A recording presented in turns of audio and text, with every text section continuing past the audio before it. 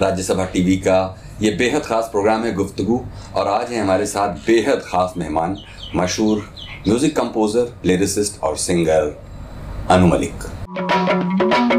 सोनी मेरी सोनी सोनी और नहीं कोई होनी सोनी, रब से ज्यादा तेरा नाम लेता हूँ, रब मुझे माफ करे, मेरा इंसाफ करे। ये काली काली आँखें,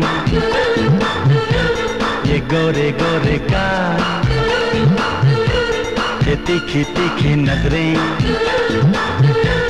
ये हिरनी जैसी चाल, देखा जो तुझे जानम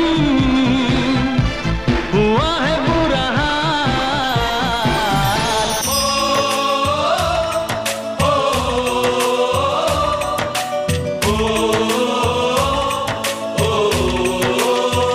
संदेशे आते हैं हमें तड़पाते हैं, कुछ चिट्ठी आती है वो पूछे जाती है कि घर कब आओगे, कि घर कब आओगे, लिखो कब आओगे, कि तुम बिन ये घर सूना सूना है। सारे जहां से अच्छा हिंदुस्तान हमारा, हम बुलबुलें हैं इसकी, ये गुलसितां हमारा। ईस्ट और west India is the best, east और west India is the best. भीगे होठ तेरे, प्यासा दिल मेरा,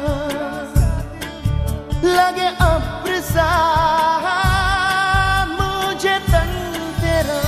पंछी नदियाँ पवन के झोंके,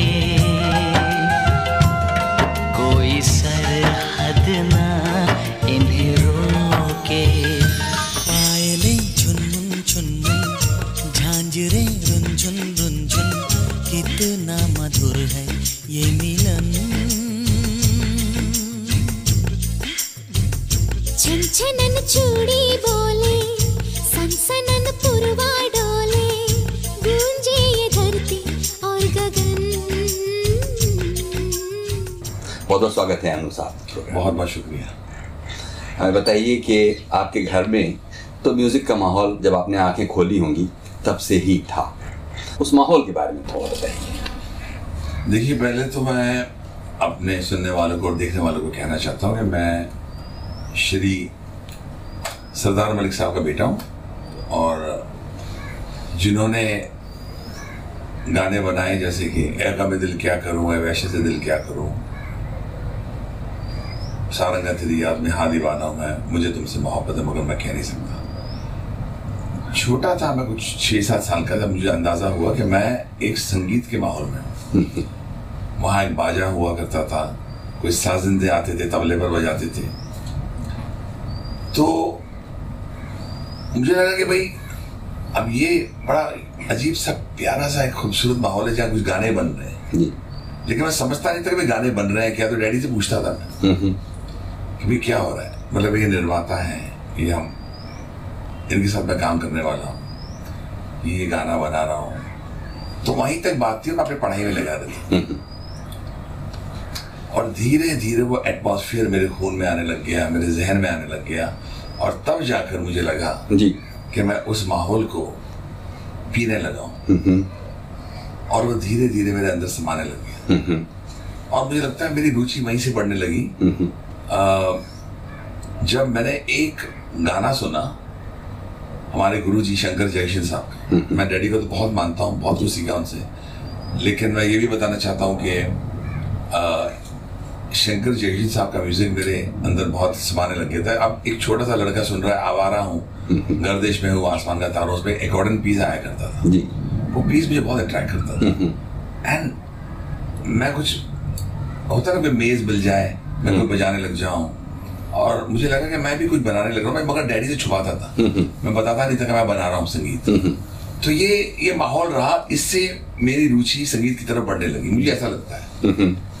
अब 7, 8, 9 साल उसके बाद अंदाजा होने लगा कि मैं भी कुछ कर सकता हूँ। और जब वो छुटपन का वो जो ज़माना था, उसमें पहला म्यूजिक से बनाने जैसी कोई चीज, उसकी कोई याद हो तो हमारे लिए। देखिए, मैं स्कूल में था और एक मराठी पोएम थी, मुझे अच्छी तरह याद है, मुझे बड़ी मुश्किल लग रही थी उसको मेमोराइज करने में। तो मैंने क्या किया कि उस मराठी पोएम को लेकर मैं कुछ अपनी कुछ तर्ज, मुझे लगता है ऐसे चलो यार गुनगुनाते हैं, ये आसान हो जाएगा समझने के लिए। घर पर जाके मैं ये तर्ज गुनगुना रहा था तो डैडी ने मुझे बुलाया, बोले ये क्या गुनगुना रहा है? मैंने कहा कि ये बस ये मराठी पोएम है। तो उन्होंने कहा कि फिर से गुनगुनाओ। तो मैंने फिर गुनगुनाया। बोले तुमने बनाई है? बोला हाँ मैंने बनाई है।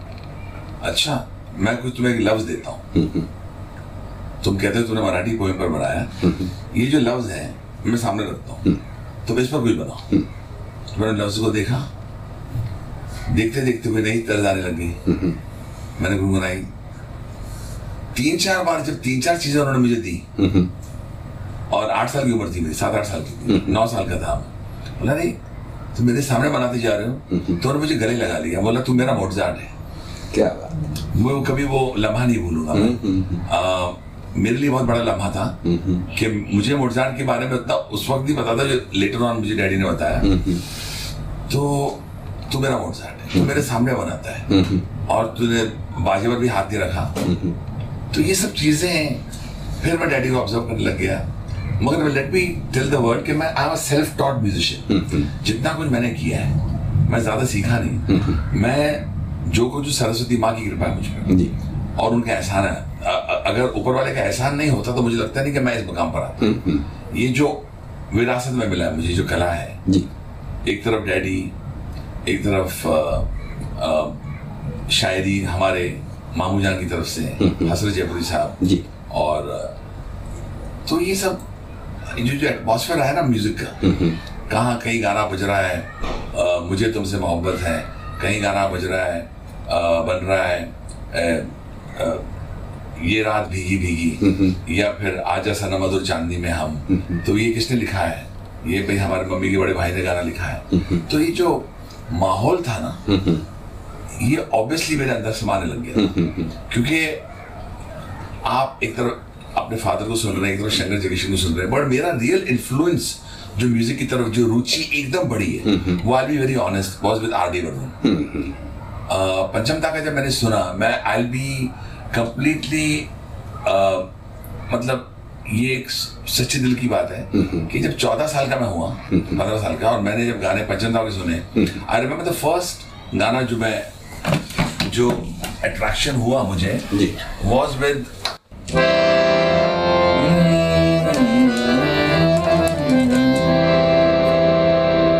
तुमने मुझे देखा होकर मेहरबान।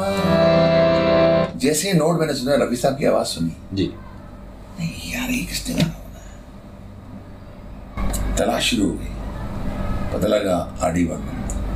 तब मैंने उनकी जब गाने सुने, हरे रामा हरे कृष्णा के सबके, क्या छोटी उम्र थी अपनी, 15-16 साल, और जो मेरे गाने बनने लगे, मैं रात दिन काम में जुट गया।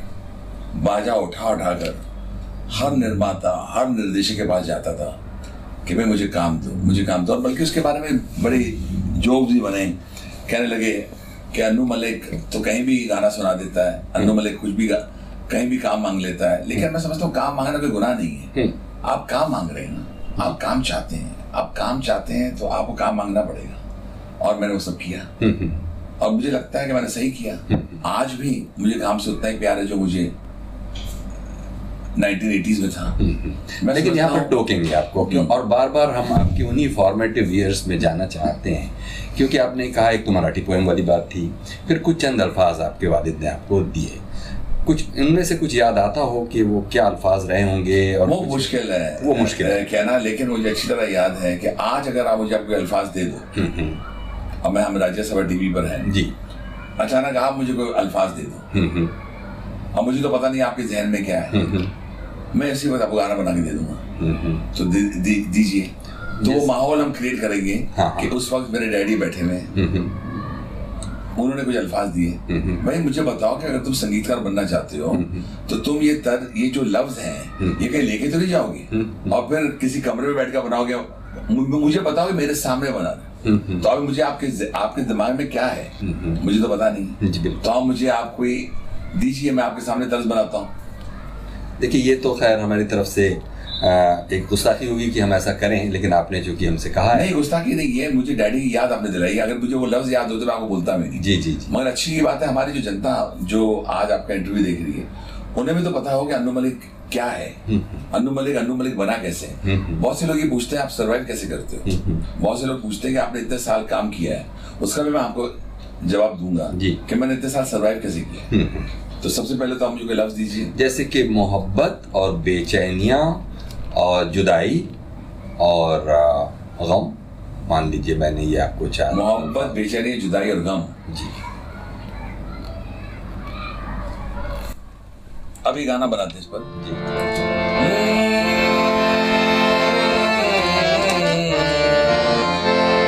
मोहब्बत मोहब्बत मोहब्बत मोहब्बत, बेचैनियां, जुदाई और गम। मोहब्बत, बेचैनियां, जुदाई और गम। बड़ी खूब दी तन्हाइयां तुमने ऐ सनम। अभी बना दिया आपने। मोहब्बत, बेचैनियां, जुदाई और गम। बड़ी खूब दी तन्हाइयां तुमने ऐ सनम। अगर ये लफ्ज निकाल दें तो एक नई तर्ज बन चुकी है आपके सामने।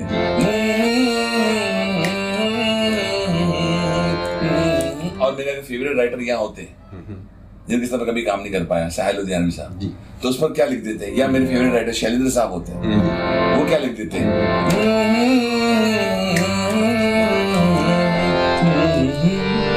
तो कुछ भी तर्ज बन गई आपके साथ। अब मुझे तो पता नहीं था, बिल्कुल, तो ये जनता ने खुद ब खुद देखा, और ये प्लानिंग भी नहीं हुई है, बिल्कुल नहीं, ना आपने मुझे कहा कि मैं आपसे पूछूंगा। अब जनता के सामने हमने बनाया है।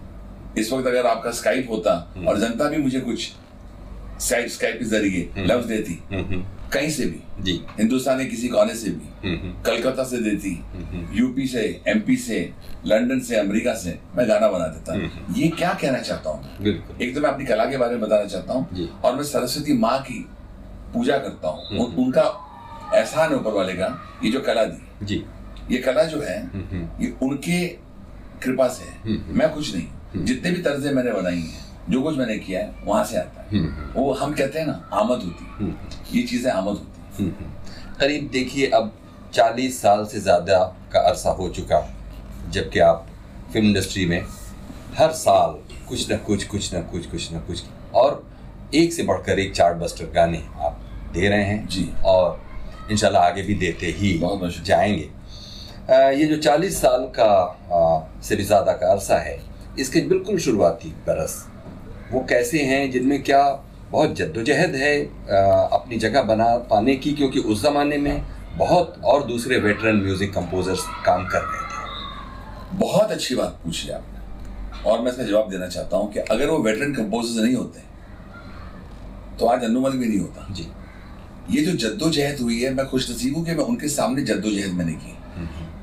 लक्ष्मीकांत प्यारेलाल साहब, आउटस्टैंडिंग कंपोजर्स, कल्याण जी आनंद जी, आर.डी. बर्मन, इनके सामने एक 16 साल का लड़का अपना बाजा लेके जाता है, जबकि वो, जैसे कि मसलन के तौर पर आप एक फिल्म के प्रोड्यूसर हैं और आपकी कंपोजर है आर.डी. बर्मन साहब। अब वहां से मुझे पिक्चर कैसे मिले, क्योंकि वो इतना अच्छा काम कर रहे हैं, तो हम और मेहनत करते थे। उन्होंने हमें, हम धूप में तड़पते थे। उस जमाने में लैपटॉप नहीं था, कोई लॉजिक, नोइंडो जिस पर आजकल लोग काम करते हैं, हम लाइव म्यूजिक करते थे, लाइव गाने करते थे। उस वक्त हमें पता नहीं लगता कौन सा निर्माता किस ऑफिस में रहता है, कहाँ जाए। हम बस बाजा उठाते थे, बस में या तो रास्ते पर चलते थे, या उसके बाद बस में चल गए बाजा लेके। वहां कंडक्टर का भी कुछ बोल रहा है, अरे यार सामान ये क्यों लेके आ गए। हमें तो बसों के नंबर भी याद है, कौन कौन सी बस में मैं गया हूँ जी। इतनी स्ट्रगल जो मैंने की है, उसने मुझे धूप में यानी कि पका दिया, लेकिन उसने मुझे उस धूप ने मुझे ताकत भी दी है। एक तरफ आपके सामने इतने बड़े बड़े संगीतकार, उनके नाक के नीचे से आपको फिल्म लेनी है, तो आपको तर्ज बहुत अच्छी बनानी पड़ती थी। बिल्कुल। आप ऐसी तर्ज बनाओ कि ये बोलेंगे हाँ यार हमारे पास पंचम दा तो है, लेकिन अन्नू मलिक को लेते हैं, हमारे लक्ष्मीकांत प्यारेलाल जी तो है, हम अन्नू मलिक को लेते हैं। और मुझे कैसे कैसी फिल्में मिली। सबसे पहले मुझे मिली, जैसे आप जानना चाहेंगे जी, जो बड़ा बैनर की बात करते हैं, स्ट्रगल तो बहुत की मैंने जी, लेकिन सबसे पहला बड़ा बैनर आया FC मेहरा साहब का। उनके बेटे राजीव मेहरा साहब के साथ मैंने एक जान है हम की जी। उनके बड़े बेटे उमेश मेहरा जी के साथ मैंने सोनी में वर्क की। लेकिन उससे बड़ा जो मुझे जो रियल ब्रेक, जो कमर्शियल ब्रेक मिलता है, वो मुझे मनमोहन देसाई साहब के साथ मिला। फिल्म थी मर्द। तो क्या होता है कि आपको सब गाने याद होंगे, मैं जरा अपनी जनता को बताना चाहता हूँ वो गाने क्या थे जी जी। एक जाने हम का गाना था, जो गाने ने एक छोटा सा लड़का 19 साल का बना रहा है, दिल चाहे, ये मेरे वो जवाब दिल का नोट निकला, दिल चाहे आसमां पे लिख दो नाम तेरा, इस ज़मीं पे लिख दो नाम तेरा, ये पहला गाना है। उसके बाद वो गाना चला था सोनी में का, सोनी मेरी सोनी सोनी और नहीं कोई होनी सोनी, रब से ज्यादा तेरा नाम लेता हूँ, रब मुझे माफ करे, मेरा इंसाफ करे। ये गाना बहुत सुपर जी। आगे जब मनमोहन देसाई साहब की पिक्चर मिली, आप सोचिए अमिताभ बच्चन जो आज भी इतने बड़े मेगा स्टार हैं, उस वक्त अमिताभ बच्चन का क्या हाल था। People were going berserk. वो हीरो मनमोहन देसाई डायरेक्टर, और हमने जो गाना किया था वो आज भी इतना चलता है। वो बड़े मस्ती वाले गाने थे। वो क्या भाई अमित जी क्या करते हैं, उसमें टांगा चलाते हैं, तो वहाँ गाना बनाया हमने। संडे का चर्च होने के बाद याद करना उसे दिल में, गॉड को सलामी देना जरूर, फिर जाना उससे मिलने। अमित जी का आवाज आती है, गोगा सुना क्या लड़की बोला, बात में बहुत दम है, छाती ठोक ठोक के बोला। और यह गाना बना, सुन रूबिया तुमसे प्यार हो गया क्या करे, सुनने को ये तरसता था दिल, चल जल्दी से शादी करे, मैं तेरी टांगे वाली तुम मेरा टांगे वाला। अभी मनमोहन देसाई साहब कहाँ रहे, इतने बड़े महान डायरेक्टर थे जिन्होंने ऐसे गाने चुने। और वो जो गाना था, मर्द टांगे वाला मैं हूँ, मर्द टांगे वाला, मुझे दुश्मन क्या मारेगा, मेरा दोस्त है ऊपर वाला। ये गाने मैंने ऐसे बनाए एंड सडनली एक फ्लरिश शुरू हुई अन्नू मलिक की जी, कि भाई अन्नू मलिक कौन है, हु इज द मैन। जो और मैं सिचुएशन से बहुत प्यार करता हूँ। I like to make songs कि डायरेक्टर बोले कि ये सिचुएशन है, उस पर गाना बनाओ। अब माहौल चेंज हो गया है, आजकल तो बस गाने बनाओ और रिकॉर्ड करो। बिल्कुल बिल्कुल। But for me, director was king. Script, the script writer and the director मेरे लिए king होते हैं, क्योंकि अगर वो ना लिखे तो आप गाना नहीं बना सकते। बिल्कुल बिल्कुल। और मेरे देखने वालों का जो दबाव मेरे ऊपर होता है वो ये कि आप बहुत ज़्यादा अपनी तारीफ ना करें, इसके लिए हम आपको बार बार ज़मीन पर और पीछे ले जाते रहें। हमको बताइए कि आपने पढ़ाई क्या की। देखिए, ये बताना चाहता हूँ जनता को कि मैंने, मेरे माता पिता, उनका जितना मैं शुक्रिया अदा करूँगा मैं, उन्होंने मुझे स्कूल जब ख़त्म किया बेस्ट बोर्डिंग स्कूल में रखा। उसके बाद हमने बैचलर और आर्ट्स डिग्री करी मिडी बाई कॉलेज से जी। और उसके बाद मैंने कलीना कैंपस से MA किया। मेरी मिसेज ने भी MA किया। और मेरी तो तमन्ना थी कि मैं IAS का एग्ज़ाम दूँ। अच्छा। और मैं पुलिस फोर्स में आऊँ। मैं मुंबई पुलिस फोर्स को ज्वाइन करना चाहता था। मेरे कोई दोस्त भी अभी भी मुंबई पुलिस फोर्स में। लेकिन उस वक्त मैंने कुछ गाने बनाने शुरू कर दिए थे। और एक प्रोड्यूसर हरमेश मल्होत्रा साहब हुआ करते थे जी, उन्होंने मेरे गाने सुन लिए। और उसमें एक गाना था जो मेरे हमारे हसन जयपुरी साहब ने लिखा था जी, वो मैंने बनाया था। तो हैरत में थे कि ये एक 20 साल का लड़का ये गाना कैसे बना सकता। क्या बात। और इसकी और ये रफी साहब ने मेरा गाना गाया था। रफी साहब ने मेरे 5 गाने गाए। मोहब्बत रंग लाएगी जना आहिस्ता आहिस्ता कि जैसे रंग लाती है शराब।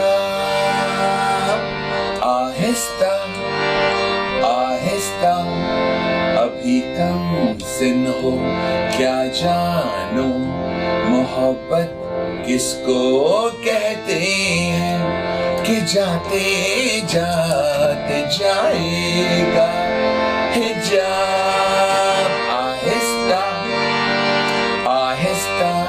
और फिर रफी साहब ने दूसरा गाना गाया था,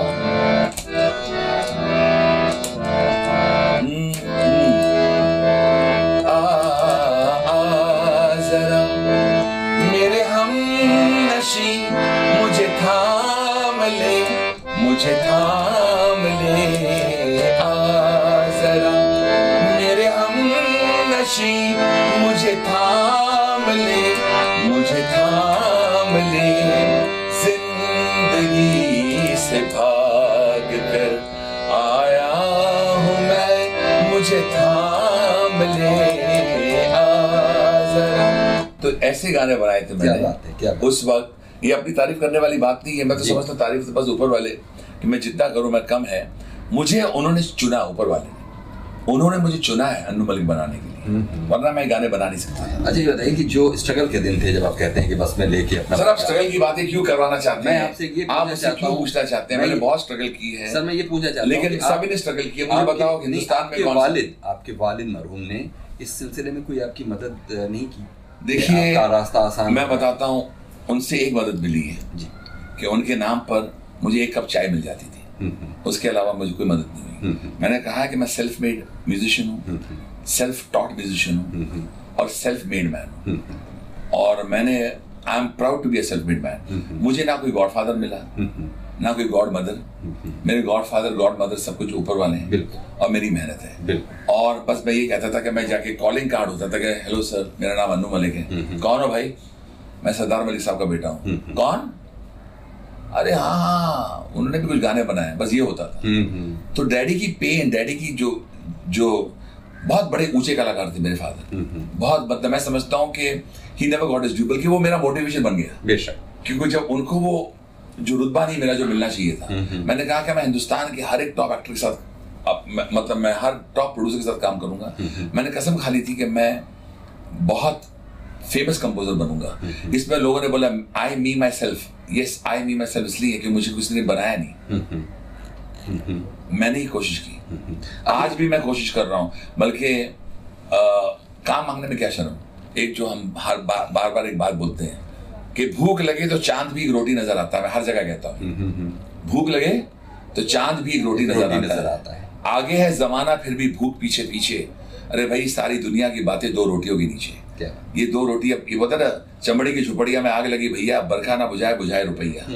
हमें अपने काम के मांगने के लिए कोई शर्म नहीं आती। मैं पहले भी काम मांगता था, आज भी मांगता हूँ और कल भी मांगता रहूंगा। मुझे कला मिली है और मैं काम करता हूँ। तो मैं, आपने जो पूछा कि डैडी के साथ क्या हेल्प मिली, बस इतनी हेल्प मिली। मैं खुद गया लोगों के पास, खुद बाजा लेके गया, खुद गाने सुनाए। उसमें लोगों ने बोला यार अन्नू मलिक तो गाड़ी की बॉनेट पर भी गाना बना लेता है और पकड़ लेता है कहीं भी, बोले गाना सुन लो। हाँ ये मेरा स्टाइल है, ये मुझे अच्छा लगता है। मेरे अंदर कोई म्यूजिक बनता है ना, मैं चाहता हूँ जल्दी से सुनाया जाए। अब आपने मुझे बोला कि मैं बेचैन, मोहब्बत, जुदाई, ये लफ्ज आपके हैं जी, मैंने उस पर गाना बनाया। मुझे गाना बनाने सुनाने में बड़ा मजा आता है और मैं समझता हूँ ये बहुत बड़ी कला है जो ऊपर वाले ने दी। अभी ये जो दम लगा के हैशा आपकी फिल्म थी, उसके जो लिरिसिस्ट हैं वरुण ग्रोवर, उन्होंने बातों बातों में हमसे ये कहा कि एक म्यूजिक कंपोजर को सामीन के दिलों में उतरने में बहुत लंबा अरसा लगता है। ऐसा कभी नहीं होता कि अचानक कोई आदमी आया और छा गया, और क्योंकि उसमें बहुत मेहनत है। और उन्होंने लेकिन साथ में ये भी कहा कि एक अरसा ऐसा भी रहा जिसमें खुद अन्नू मलिक जैसे टैलेंटेड म्यूजिक कंपोजर को उतना फ्रीक्वेंटली लोग इंगेज नहीं कर रहे थे। इस पर आपका क्या टेक है? देखिए वरुण ग्रोवर इज बहुत ही गुड इंसान, बहुत छोटी सी उम्र है उनकी, लेकिन बहुत ही सुलझे हुए लेखक है, बल्कि मैं समझता हूँ कि मुझे तो मेरा सोलमेट जैसे बोलते हैं ना मिला, और वो आपने गाने भी सुने दम लगा के आयशा के। जी वरुण जी ने जो बात बोली कि अन्नू मलिक को ज्यादा यूज इस्तेमाल नहीं किया, वो बहुत सही कहते हैं जी। क्योंकि मेरे अंदर लोगों ने क्या सोचा कि ये सिर्फ एक गर्म चाय की प्याली, ऊंची है बिल्डिंग लिफ्ट तेरी बंद, आज भी कहीं जाओ तो ये गाने की डिमांड होती है, लेकिन वो भूल जाते हैं कि मैंने बॉर्डर की है, the most patriotic film of India, LOC Kargil मैंने की है, रेफ्यूजी मैंने की है, उसके लिए नेशनल अवार्ड मुझे राष्ट्रीय पुरस्कार मिला, उमराव जान मैंने की है। इनके बारे में क्या बताऊं, मुझे जब उमराव जान का म्यूजिक दिया मैंने, तो हृदयनाथ मंगेशकर साहब ने, जो लता जी के भाई हैं और खुद एक बहुत ही बेहतरीन संगीतकार है, उन्होंने फोन किया अलका जी को और कहा कि यार आपने गाए गाने बहुत अच्छे गाए, बनाया किसने ये गाने? बोला अन्नू मलिक ने। तो वो इतने खुश हुए कि उसके बाद मुझे वो लता जी पुरस्कार मिला था, लता मंगेशकर अवार्ड मिला था। बोला कि तुमने क्या ये जबरदस्त गाने बना दिए। उन गानों की चर्चा नहीं हुई क्योंकि पहले ही शायद उमराव जान भारी होगी और भाई कहाँ अन्नू मलिक उमराव जान म्यूजिक देगा, लेकिन जेपी दत्ता साहब हैड फुल फेथ इन मी। मैं ये कहना चाहता हूँ कि अरुण जी ने जो बात बोली, जो मुझके मेरे अंदर क्लासिकल जो चीजें हैं वो लोगों ने एक्सप्लॉइट नहीं की। अभी भी कुछ ऑलमोस्ट 378 390 फिल्म कर चुका हूँ, पता नहीं कितना। मुझे लगता है कि मैं अभी अभी आया हूँ और अभी भी मुझे कोई ऐसा काम मिले जो मैं प्रूव कर सकूं। अब जो ये जो फिल्म है दम लगा के आयशा की, मैं बताना चाहता हूं कि दम लगा के आयशा आदित्य चोपड़ा साहब, इनका मैं बहुत बड़ा मुरीद रहा हूं, इनके फादर का यश चोपड़ा साहब का, और मैं तरसता था कि यार वायरस फिल्म में मुझे काम मिले। 15 साल से इनके पीछे पड़ा था।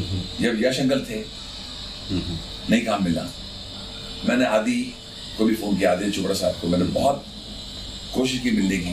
एक बार कहा कि भाई यार प्लीज काम देना। कब की बात कही थी, एक दिन फोन आ गया कि हमारी फिल्म एक है, आप आइए मुझसे मिलने के लिए। ये जब उन्होंने स्टोरी सुनाई, आइडिया दिया, मेरी मुलाकात शरद कटारिया साहब के साथ हुई। अच्छा।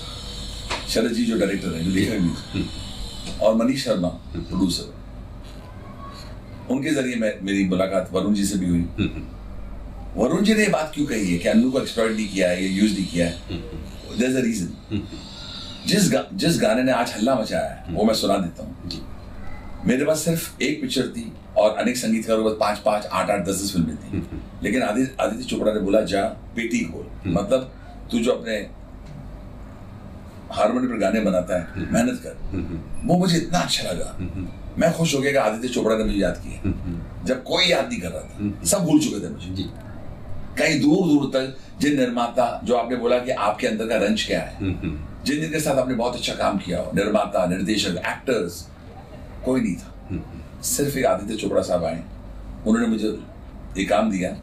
वरुण ने जब ये गाना लिखा तो वरुण को बात समझ आ गई कि अन्नू मलिक क्या है, क्योंकि शरद जी ने बहुत अच्छी सिचुएशन दी हमें। उनके दिमाग में था कि हम लोग कोई किसी बैंड से गाना ले लेंगे, कोई रॉक बैंड होता है ना।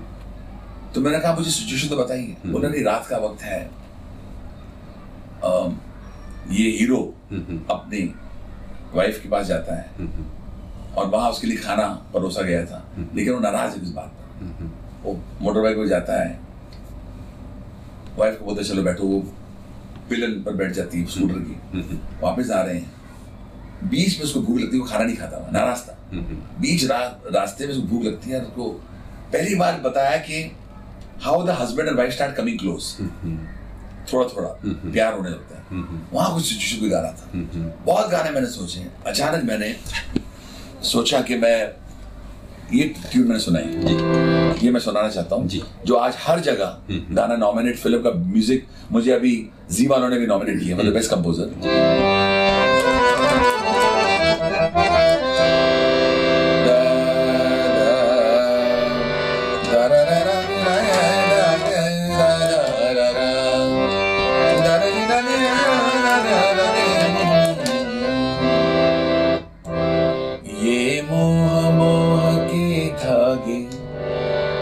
तेरी उंगलियों से जा उलझी, ये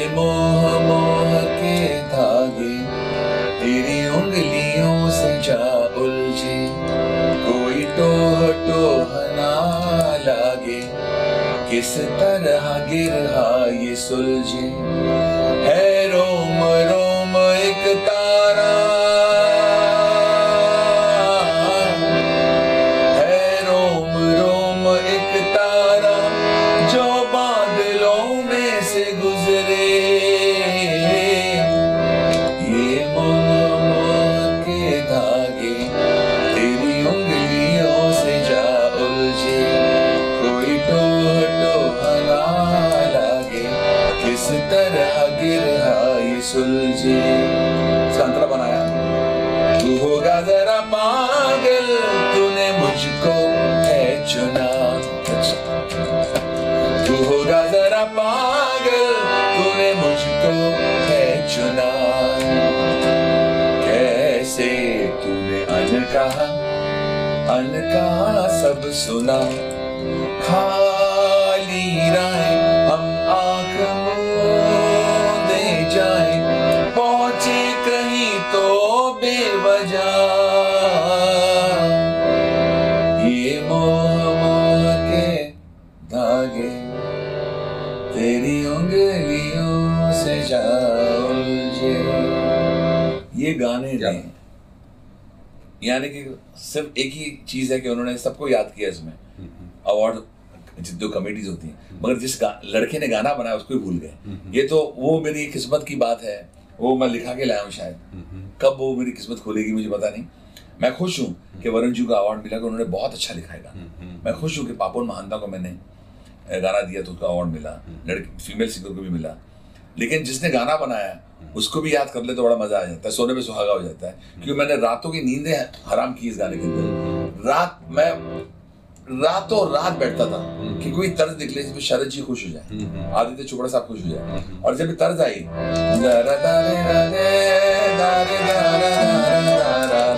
जब ये अंतरा बना तो शरद जी ने बोला यार ये कमाल अंतरा है, ये मुझे दे दो गाना।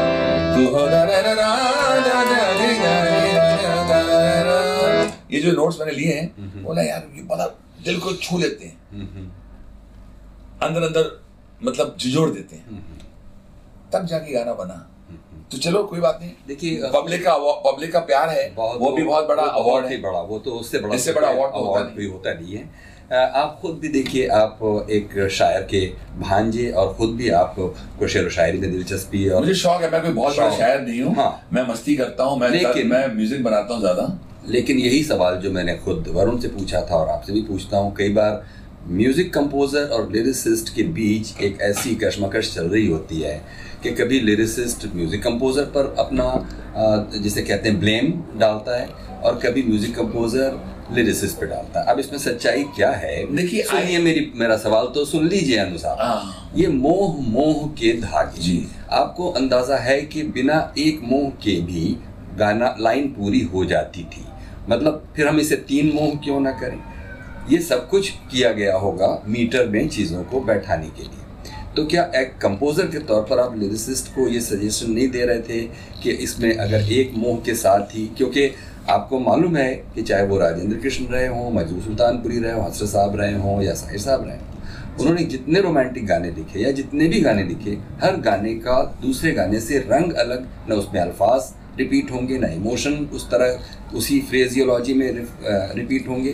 तो ये जो रिपीटिशन का कंपल्शन, ये मजबूरी जो इसमें मोह टोह ये जो एक ही चीज़ को 2 बार कहने से क्या कोई असर बढ़ जा रहा है? अगर ये आपको पेचीदा सवाल लग रहा हो तो आप इसका जवाब नहीं भी दे सकते। अन्नू वाले के लिए कोई सवाल पेचीदा नहीं है, और इसका आप जितना आपने लंबा सवाल किया, इसका आप जरा जवाब भी सुनिए जी, आपको अंदाजा हो जाएगा, और खास करके जो हमारी जनता है उन्हें पता लगेगा कि ये क्या चीज होती है जी।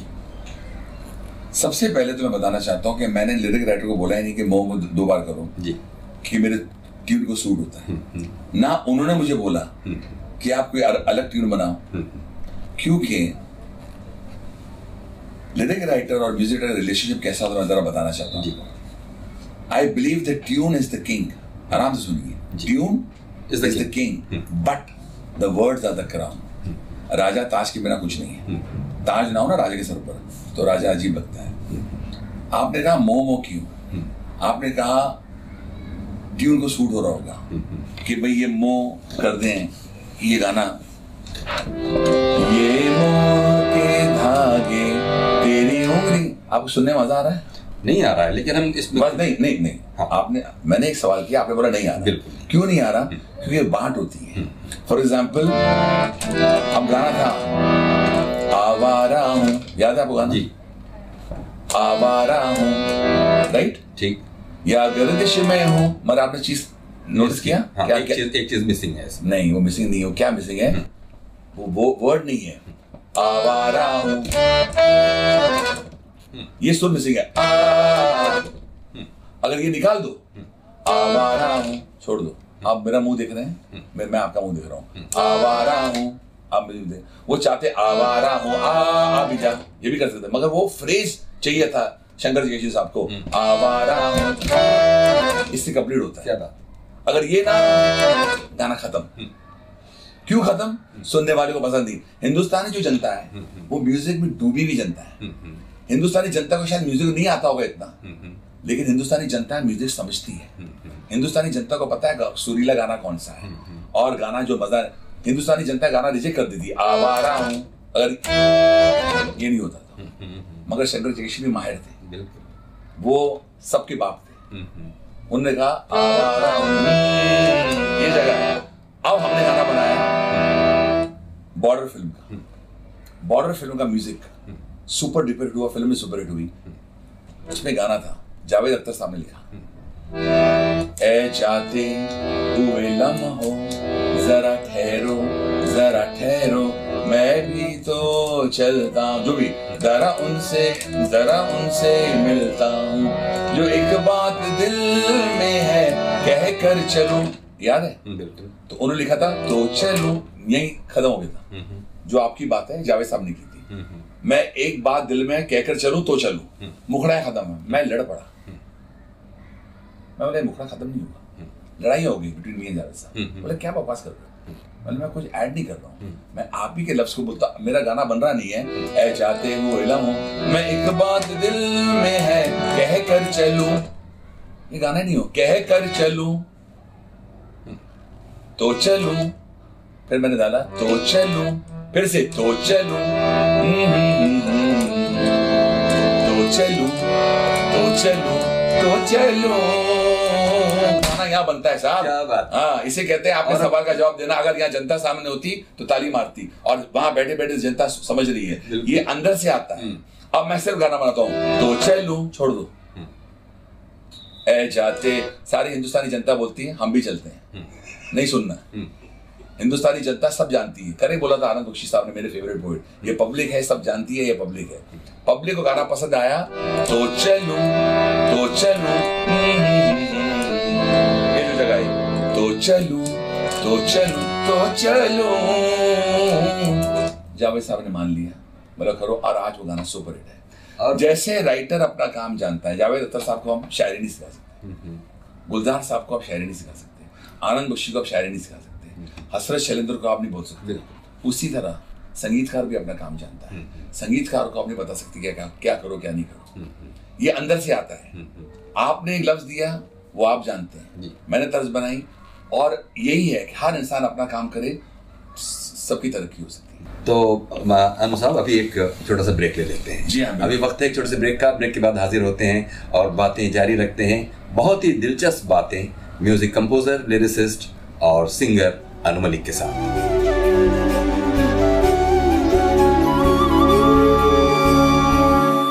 स्वागत है एक बार फिर से। प्रोग्राम है गुफ्तगू, और गुफ्तगू में आप हैं आज बेहद मशहूर म्यूजिक कंपोजर, लिरिसिस्ट और सिंगर अनु मलिक के साथ।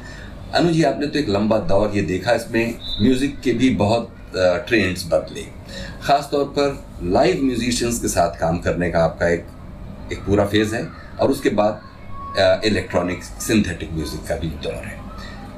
इसमें काफ़ी बड़ी संख्या में, बड़ी तादाद में लाइव म्यूजिशियंस धीरे धीरे हमारी ज़िंदगी से कम होते जा रहे हैं।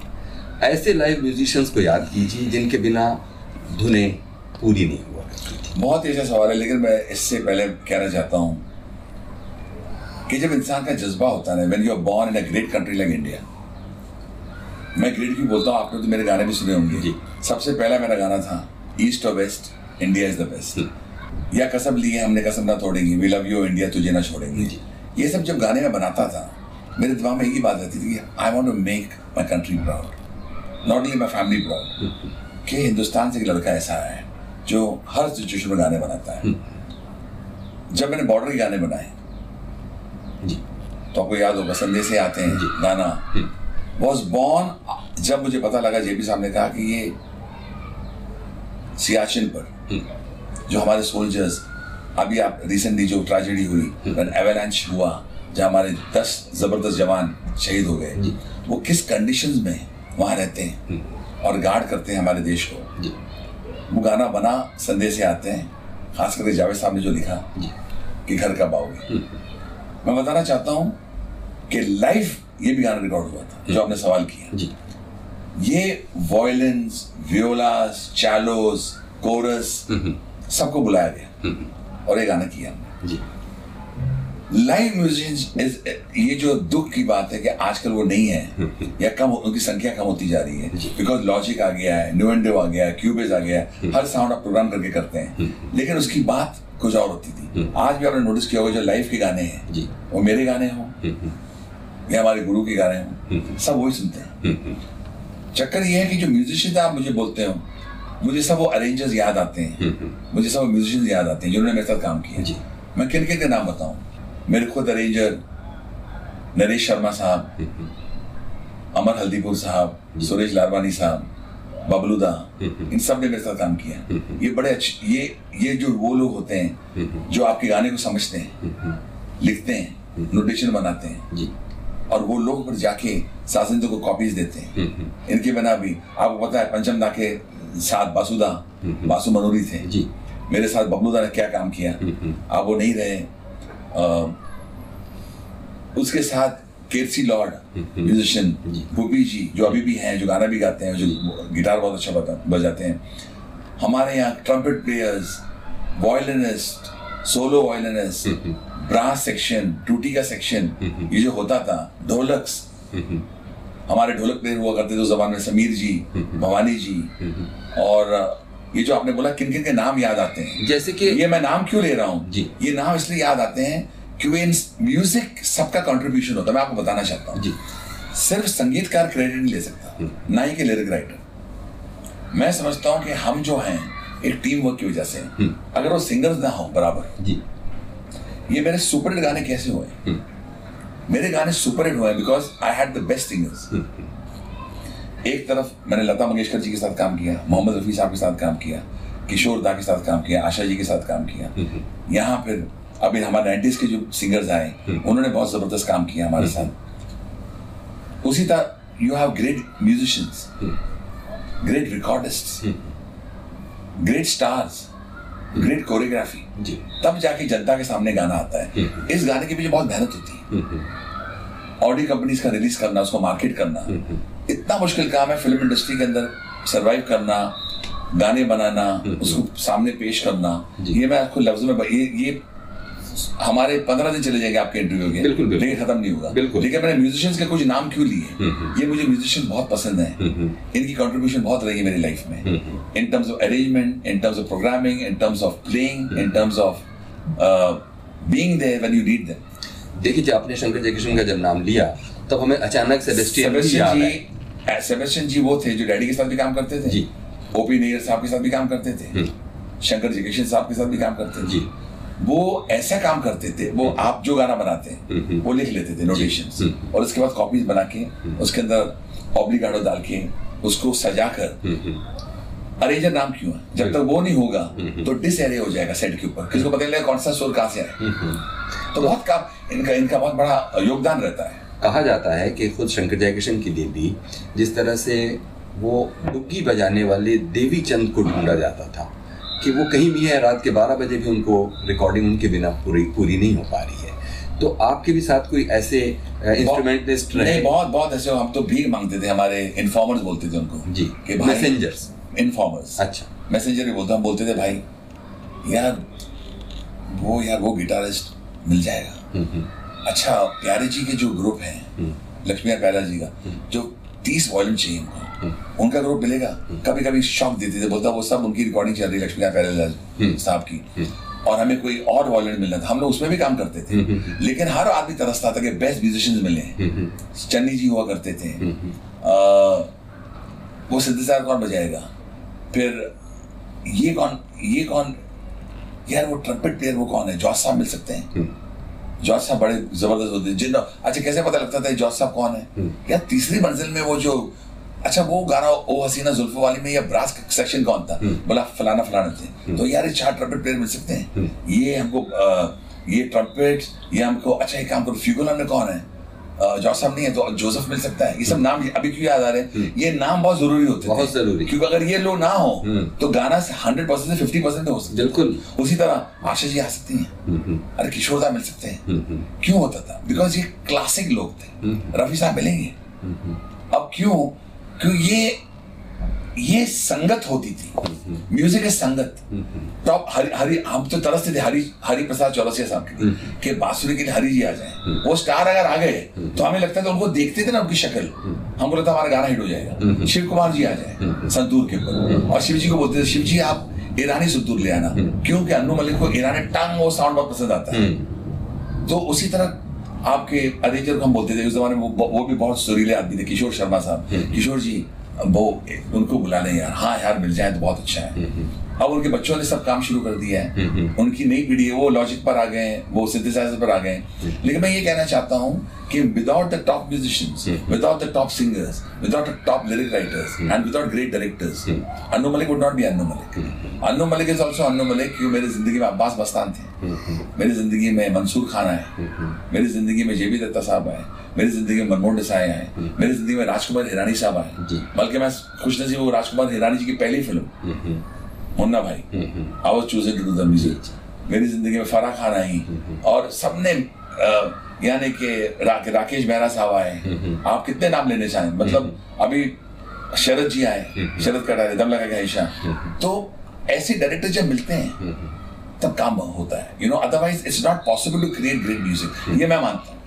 देखिए आप इस बात को तो मानेंगे कि मैं सवाल कुछ भी पूछूं, आप कितनी आसानी से और कितने प्यार से सब सवालों के जवाब दे रहे हैं, और मुझे बड़ा मज़ा आ रहा है कि आप किसी सवाल से पीछे नहीं हट रहे। ऐसा ही एक सवाल और आने वाला है आपके लिए, वो है कि जैसा आपने कहा कि म्यूज़िक कंपोज़र के साथ जो सिंगर है वो भी तो एक टीमिंग करने से, लेकिन कुछ ऐसे सिंगर्स भी हुए जिनको म्यूज़िक कंपोज़र्स ने दूसरे तीसरे पायदान पर रखा और आखिरकार उनका करियर ख़त्म हो गया। अब मैं आपको मिसाल देता हूँ। मिसाल के तौर पर अनवर एक सिंगर थे, बहुत अच्छा गाया उन्होंने, लेकिन अचानक म्यूज़िक कंपोज़र्स ने उनको बुलाना बंद कर दिया। अब क्या म्यूज़िक कंपोज़र्स ने बुलाना बंद कर दिया, रिहर्सल उनके साथ किया और गाना गवाया किसी और के साथ। इस एरिया पर आप उनको बताइए। मैं बताऊँ, सबसे पहले तो अनवर के बारे में बताना चाहता हूँ, बड़ी सुरीले सिंगर थे और बहुत अच्छा काम। सबसे पहले तो मैंने गाना दिया था जी, सोनी मेरी सोनी सोनी, ये गाना अनवर को मैंने गवाया था,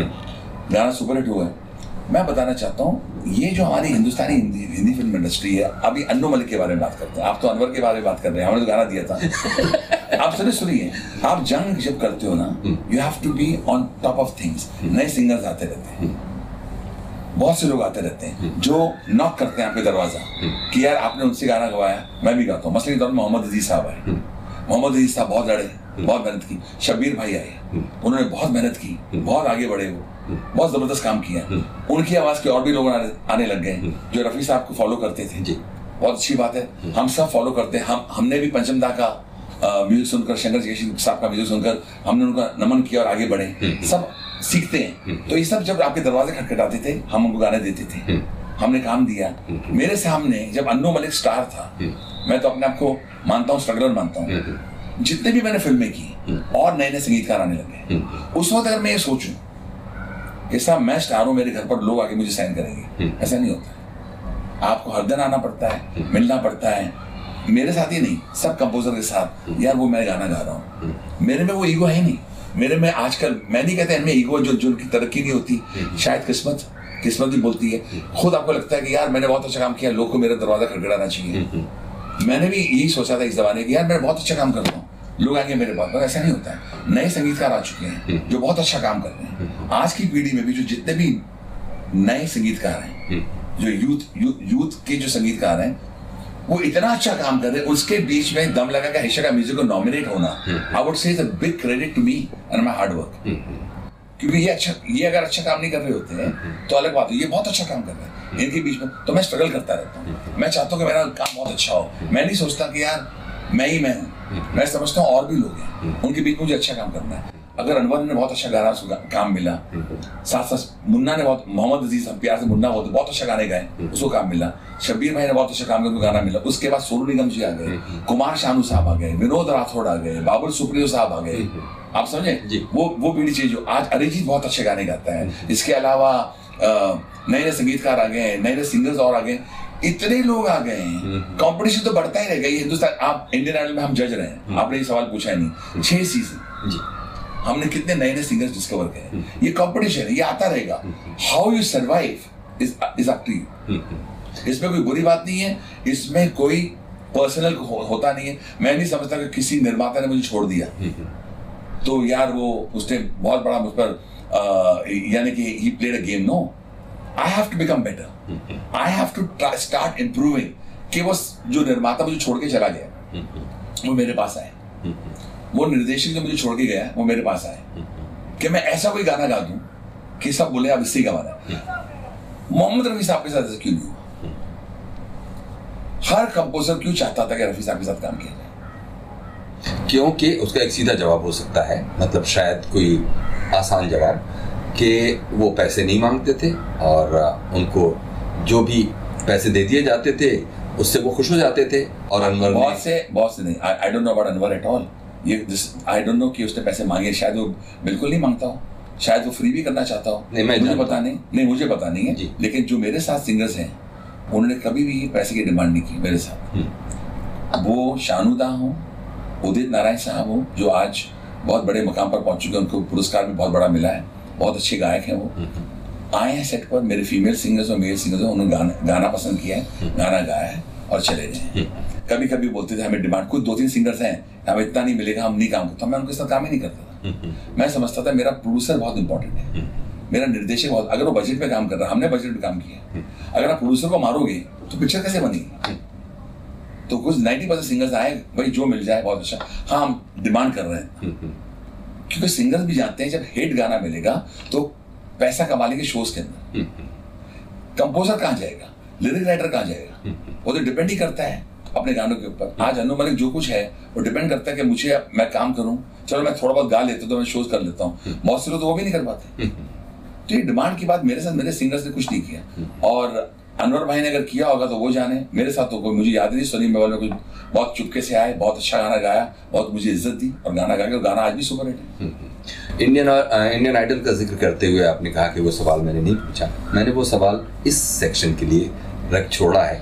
अब आप बताइए कि कुछ अच्छी बातें जिनसे बहुत खुशियां हुई, बहुत विदेश यात्राएं हुई और खूब देश और दुनिया से। The first word that comes to me on Indian Idol, thanks to Sony, मेरे संगीत को एक चेहरा मिल गया। मुझे आज बोलते थे फेस ऑफ इंडियन आइडल। मेरी शायरी पसंद आई, मैं मुंह पर बोलते था, जैसे आपने अभी इंटरव्यू लिया है, मैंने मुंह पर आपने जितने भी सवाल किए हैं, मैंने इसको पास तो नहीं बोला, बिल्कुल मैंने बोला ये सवाल का जवाब मैंने दूंगा। इंडियन आइडल के अंदर लोगों ने वो अन्नू मलिक को देखा जिसका संगीत सुना था, दे स्टार्टेड अंडरस्टैंडिंग ये अन्नू मलिक कौन है, ये गाने किस तरह बनाता है, ये बातें किस तरह करता है। ये एक्सटेम्पोर जो मैं गाने बना लेता हूँ ये इसलिए बताता हूँ कि लोगों को पता लगे कि मैं क्या हूँ। ये मेरी तारीफ की बात नहीं है, ये हिंदुस्तानी को बताना चाहता हूँ कि मैं भी तुम्हारा भाई हूँ, हिंदुस्तान का हूँ, and we are from the greatest country in the world called India. उसी तरह Indian idol, the word Indian idol is a great word क्योंकि it involves the great country India. आप जितने भी हमारे सिंगर्स हैं, मेमोरीज हैं कि कभी कभी तो मैंने किसी को कह भी दिया क्या तुम्हें गाना नहीं आता, तो लोग डंडे लेके आ गए थे, उनके फैमिली मेंबर्स, कोई दोस्त आ गए थे, बोला कैसे आपने गाली दे दी इसको, और हम सिक्योरिटी हमको बचा रही है। लेकिन उसके बाद वही लोग मेरे पास आए, बोला सर आपने इसकी लाइफ बचा दी, क्योंकि अगर आप उसको बोलते भाई मैं किसी सिंगर को बोल दूं जो बेसुरा है कि तुम अच्छा गाते, और उसके बाद वो सिंगर जो गा नहीं सकता है उसको वो अपने घर पर जाके बोले माँ बाप को कि मेरी उम्र 22 साल की है, 23 साल की है, अन्नू मलिक साहब ने मेरी तारीफ कर दी, तो अब तो मैं गाने ही गाता रहूंगा। माँ बाप बोल रहे हैं कि उनको भी समझ आ रहा है कि तू इतना सुरीला नहीं है, तू और मोहम्मद रफी, किशोर कुमार नहीं बन सकता है। लेकिन नहीं साहब, अनु मलिक ने मेरी तारीफ कर दी। वो झूठी तारीफ थी कि मैं अपनी जान बचाने के लिए, भैया बहुत अच्छा गाते हो, मैं जान छुड़ाने के लिए, तो I am not doing my duty properly. मगर मैं कह दूं कि तुम अच्छा गाते हो, लेकिन इतना अच्छा नहीं गा सकते कि तुम कंपटीशन में आओ। तुम क्या करना चाहते हो? बोला मैं पढ़ाई कर रहा हूँ। तो पढ़ाई करो, इंजीनियर बन जाओ, डॉक्टर बन जाओ। किसी लड़की को मैंने कहा था, बहुत रोई थी। उसके बाद अच्छे घर में उसकी शादी हो गई। फैमिली ने आके बोला सर आपने जान बचा ली, वरना ये लड़की रुलती, इधर उधर फिरती, सिंगर भी नहीं बनती, शादी भी नहीं होती। तो मतलब कहने का मतलब ये है कि ये भी मेरे मोमेंट्स याद रहे। कुछ मोमेंट्स ऐसे भी याद रहे हैं जो अभी सिंगर्स को हमने बोला था कि हम प्रॉमिस किया था हम आपको गाना देंगे अगर आप आगे बढ़ेंगी। मोनाली ठाकुर है, उसको मैंने मोमो के धागे दिया। अगर इंडियन आइडल में जज रहा हूँ तो जो हमने प्रोमिस किए वो हमने पूरे भी किए कि आप अच्छा गाती हैं, कभी ना कभी मौका मिलेगा। मुझे 6 साल पुरानी बात याद है, 7 साल पुरानी, कि मैं मोनाली को बोला कि तू गाएगी, आज याद रहा। मैंने अनमोल मेरी बेटी को बोला है जो बहुत अच्छा गाती है, वो भी बहुत स्ट्रगल कर रही है। मेरी बेटी होने के बावजूद उसने बहुत मेहनत की है। आज के सब गाने सुपर हिट हुए। तनु वर्ड्स वनु में गाना चला है, आपने वो गाना गाया था ना, मैं नागिन नागिन, या मेटल्ली मेटल्ली मेटल्ली, सब धीरे धीरे गाने गा रही है। सब आगे ओल्ड स्कूल गर्ल सब गाने चल रहे हैं। तो मेरी मेमोरीज इंडियन आइडल की ये है कि आई बीन वेरी ऑनेस्ट। मेरी शायरी की बातें, मेरी तू तू मैं with Farah and Sonu in the Indian Idol 1 and 2। उसके बाद जावेद साहब के साथ, उसके अलावा फिर और भी जैसे कैलाश खेर आए, उदित जी आए। एंटरटेनमेंट के लिए कुछ भी करेगा, मेरा शोज बहुत चलते हैं। मेरे और फराह की जोड़ी बहुत किसी तो बोलती है भैया ये कमाल जोड़ी है, टॉम एंड जेरी की जोड़ी है। वो जैसे शायरी मारता है वो ऐसे लुक देती है। तो हिंदुस्तानी जनता मुझे कभी एयरपोर्ट पर मिलती है तो बोलते हैं यार आपका वो शो कब आएगा। तो आई थिंक कहीं ना कहीं मैंने दिल में जगह बना ली है मैंने हिंदुस्तान में। तो इंडियन आइडल के अलावा मैं कह रहा था कि कुछ और अच्छी बातें जिनमें कि कुछ अचीवमेंट्स, कुछ आपकी विदेश यात्राएं, कुछ इनाम, बहुत से देखिए कुछ गाने हमने बहुत ट्रैवल किया, हमने बहुत शोज किया। बल्कि मेरे सबसे पहले शोज तो होते थे औसम फूसम, जब हम शाहरुख भाई के साथ गए थे। मैं, शाहरुख, सलमान और मोरानीस के साथ हम शोज करते थे। वहाँ बहुत शोज किए हमने। अभी भी बीच में हमने बहुत शोज किए हैं। इंडियन आइडल के साथ मेरी इंडिया में बहुत ट्रैवलिंग हुई है। और I am lucky through this show. मैंने अपने हिंदुस्तानी मतलब भाइयों से जो मिला हूँ करीबी, मुझे बड़ा मजा आया। यूपी पे चले जाओ, उनका अपना अंदाज है। एमपी चले जाओ, उनका अपना अंदाज है। आगरा चले जाओ, दिल्ली चले जाओ, महाराष्ट्र के इंटीरियर्स में चले जाओ, क्या क्या लोग मिले हैं, क्या क्या टैलेंट मिला है। कोलकाता, वेस्ट बंगाल चले जाओ, वहाँ का अपना कल्चर नजर आया। तो मैंने इंडिया को बहुत क्लोजली देखा है through this show and I have enjoyed thoroughly. आपके सामने जो मास्टर्स होकर गुजरे, जो लेजेंडरी म्यूजिक कंपोजर्स, उनकी बनाई हुई कोई ऐसी धुन है जो आपको लगता है कि वैसा एक दिन मैं जरूर बनाऊंगा? और मतलब नहीं, सबसे पहले तो आप जो कह रहे हैं, मैं सबसे पहले मेरे फादर श्री सरदार वली साहब, रोशन साहब, मदन मोहन जी, नौशाद साहब, और उससे पहले भी बड़े बड़े श्याम सुंदर जी, हुसनलाल भगत राम, विनोद जी, क्या क्या लोग आ चुके हैं, क्या काम कर चुके हैं। लेकिन शंकर जयकिशन साहब, आर.डी. बर्मन साहब, सचिन देव बर्मन साहब, इन सब के जब मैं गाने सुनता हूँ, मैंने डैडी को भी कहा था जब वो थे कि मुझे लगता है नहीं डैडी मैंने कुछ कमाल काम किया है, अभी भी करना है। लेकिन मेरे फादर कहते थे कि तूने एक तरफ एक गर्म चाय की प्याली बनाया, एक तरफ ऊंची बिल्डिंग बनाया, और एक तरफ ऐसा लगता है बनाया, ये भी बहुत बड़ी बात है। लेकिन मैं जब गाने सुनता हूँ मदन मोहन जी के या रोशन साहब के, खास करके ये गाना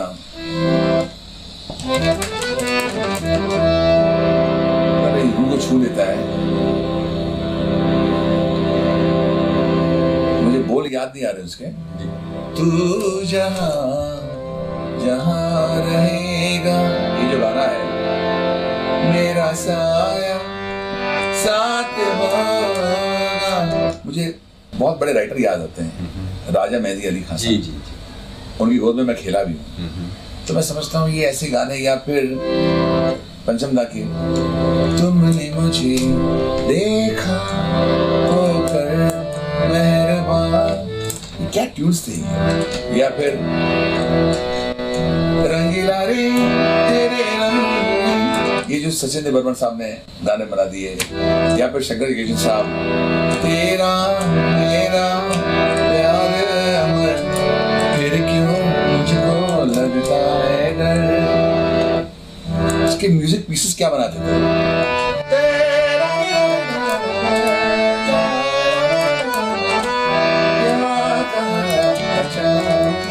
सोचता हूँ ये क्या कमाल काम कर गए नौशाद साहब।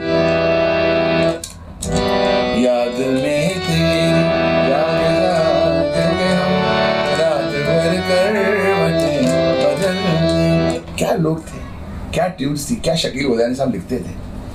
साहिर साहब वहाँ साहिर साहब,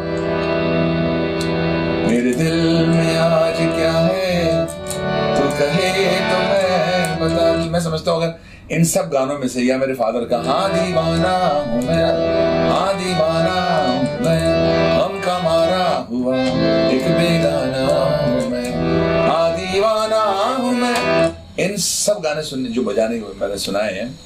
या फिर पता नहीं वो आजा आई बहारी बेकरारों में राजकुमार तेरे बिना ना जानो। There's so much romance. दिल धड़कता था इनकी ट्यून सुन के, दिल धड़कता था। You felt like falling in love. आप अंतरा भी याद करते होंगे इस गाने का। मैं लता जी से कभी भी बात करता हूँ, पूछता हूँ कि कैसा गाया।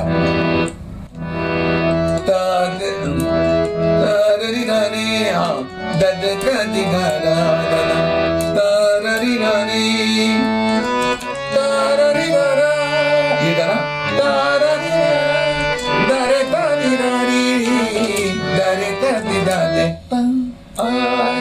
यार दिल ऐसा लगता था मुंह में आ जाए।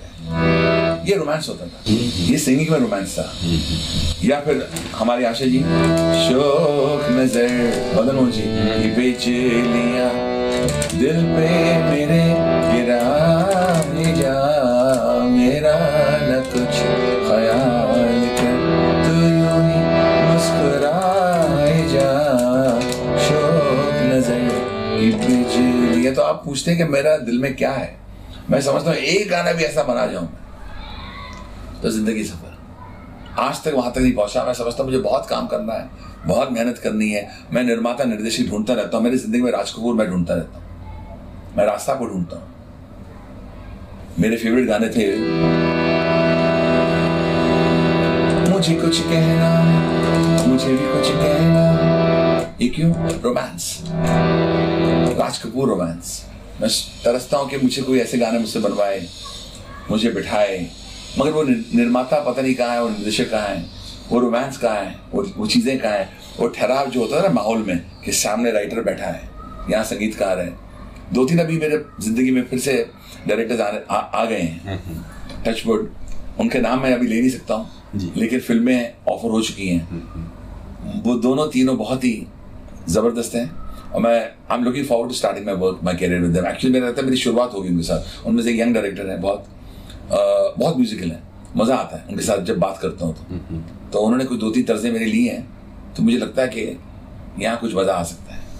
और बिल्कुल आखिर में अनु जी हमको अपने ही बनाए हुए गानों में से कुछ जो आपके बहुत दिल के, सब तो होते हैं दिल के नज़दीक, ये तो आप कहेंगे और हम भी मानते हैं, लेकिन ये मौका है कि जब हम उन गानों को सुन के आपका भी दिल बाग बाग हो जाए। इरफान भाई मुझे बहुत मुश्किल होगा ये कहना, क्योंकि मैं नहीं समझता हूँ कि 300-400 फिल्मों के अंदर मैं एक फेवरेट पिकअप करूँ, लेकिन ये है कि मैंने बीच में आपको कहा था कि मैं अपने हिंदुस्तान से बहुत प्यार करता हूँ, अपने जवान, आर्मी, नेवी, एयरफोर्स। जब जेवी साहब ने मुझे सिचुएशन दी थी ये, तो मैं खुद, मेरे आंखों में आंसू आए थे। तो ये मेरा ऑल टाइम फेवरेट, मेरा may be the patriotism of Anu Malik comes out. अंदर से एक जज्बा आता है फॉर द आर्मी जवान, जो आज भी इंडिपेंडेंस डे होता है तो ये गाते हैं। संदेशे आते हैं हमें तड़पाते हैं, जो चिट्ठी आती है वो पूछे जाती है कि घर कब आओगे, कि घर कब आओगे, लिखो कब आओगे, कि तुम बिन ये घर सोना है। ये गाना क्यों दिल को लगता है कि आज वो 10 जवान, वैसे तो हर एक आर्मी में जो हमारा जवान होता है, ऑफिसर होता है, वो कमाल होता है, एयरफोर्स में, नेवी में, लेकिन ये जो 10 शहीद हुए हैं, इनके दिल से पूछिए इनके पर क्या बीत रही है कि वो लाइन है कि घर कब आओगे। तो ये गाना मुझे बहुत, मेरा फेवरेट ट्यून है। और इसके अलावा रोमांस में मुझे लगता है मेरे फेवरेट डायरेक्टर खान साहब याद आते हैं। 2 फिल्में की थी, अकेले हम अकेले तुम। दिल कहता है चल उनसे मिल, उठते हैं कदम रुक जाते। दिल हमको कभी समझाता है, हम दिल को कभी समझाते। या फिर वो गुलजार साहब का लिखा हुआ गाना, रोशनी से भरे भरे भरे भरे नैना तेरे, छू के बोले न छूना मुझे। या फिर मेरा आनंद बख्शी साहब का लिखा हुआ, जो बहुत जनता को पता है नहीं ये गाना मैंने बनाया है, जब लोगों को पता लगता है मैंने बनाया है, और किशोर दा से गवाया था। बन के न, सुनिए, बन के नजर दिल की जुबान कहने लगी एक दास्तां, जाने कैसा है ये अफसाना, जाने कैसा आया ये जमाना। बन के नजर, ये गाना बहुत फेवरेट था मेरा। और फिर कितने गाऊं, जितना गाते हुए आपका दिल चोरा के दिल मेरा गोरिया चली, उड़ा के निंदिया कहाँ तू चली, ये भी चला था। फिर जाते जाते तू मेरी है प्रेम की भाषा, लिखता हूँ तुझे रोज जरा सा, कोरे कोरे कागज जिन पे बेकस लिखता हूँ ये खुलासा, तुमसे मिले दिल में उठा दर्द करारा, जीने लगा वो ही जिसे इश्क ने मारा। या फिर वही जो मैंने गा चुका हूँ, ये मोह मोह के धागे तेरी उंगलियों से जा उलझे, कोई टोह टोह ना लागे, किस तरह गिरा ये सुलझे। कुछ गाने जो याद आए मैंने जनता को सुना दी। अनु मलिक जी, गुफ्तगू का ये जो प्रोग्राम है, मेरा तो दिल ही नहीं कहता कि इसे वाइंड अप किया जाए, ना तो ये कहा जाए कि अब वक्त का तकाजा है कि हम वाइंड अप करेंगे, बल्कि शायद ये 10-15 घंटे लंबा इंटरव्यू होना था, जो शायद एक दिन होगा ज़रूर इंशाल्लाह। हम उम्मीद करते हैं। मैं जाने से पहले इतना कहना चाहता हूँ कि मैं राज्य सभा टीवी देखता हूँ और मैं बहुत बड़ा मुरीद हूँ इस चैनल का, और आपने मुझे मौका दिया इस चैनल पर आने का, बहुत बहुत शुक्रिया। और अगली बार बुलाएंगे, फिर मुलाकात होगी, फिर आपके साथ बैठेंगे, गुफ्तगू करेंगे। बहुत बहुत शुक्रिया अनु मलिक साहब, आपने हमारे थैंक यू वक्त दिया। गुफ्तगू का ये म्यूजिकल एपिसोड था मशहूर कंपोजर, लिरिसिस्ट और सिंगर अनु मलिक के साथ। कुछ कहना चाहते हैं प्रोग्राम के बारे में तो हमें लिखिएगा ज़रूर feedback.rstv@gmail.com पर।